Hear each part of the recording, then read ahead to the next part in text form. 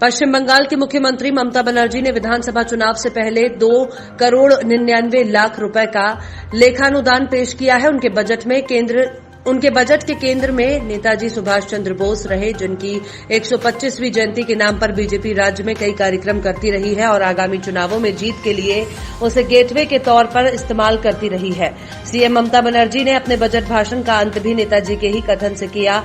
ममता बनर्जी ने कहा कि नेताजी के अमर संदेशों में से एक मेरी प्रेरणा है। अपने देशवासियों को संबोधित करते हुए उन्होंने कहा था, तुम मुझे खून दो, मैं तुम्हें आजादी दूंगा। मैं राज्य के लोगों को कहना चाहती हूं, मुझ पर विश्वास रखो, मैं आपको बिना शर्त और निस्वार्थपूर्ण समर्थन के साथ सेवा दूंगी। इससे पहले उन्होंने प्रतिष्ठित स्वतंत्रता सेनानी के स्मारक के निर्माण के लिए 100 करोड़ के आवंटन का ऐलान किया।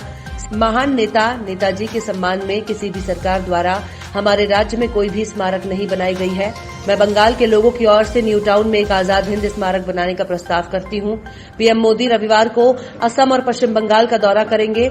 2 हफ्तों में दोनों चुनावी राज्यों का दूसरा दौरा। बनर्जी ने कहा कि सुभाष चंद्र बोस ने देश में राष्ट्रीय योजना आयोग का प्रस्ताव रखा था, जिसे हाल ही में नाम बदलकर NITI आयोग कर दिया गया था। उन्होंने नेताजी के नाम पर नेताजी राज्य योजना आयोग गठित करने का प्रस्ताव रखा है और उसके लिए 5 करोड़ रुपए का आवंटन किया है। दिग्गज नेता का उनका जश्न नहीं रुका। उन्होंने कहा, नेताजी के जय हिंद के नारे के लिए हम प्रत्येक जिले में एक जय हिंद भवन बनाने का प्रस्ताव कर रहे हैं। उदाहरण के लिए वर्तमान में राज्य में नोबेल पुरस्कार विजेता रविन्द्रनाथ टैगोर को सम्मानित करने के लिए सरकार द्वारा निर्मित रविन्द्र भवन की एक श्रृंखला है।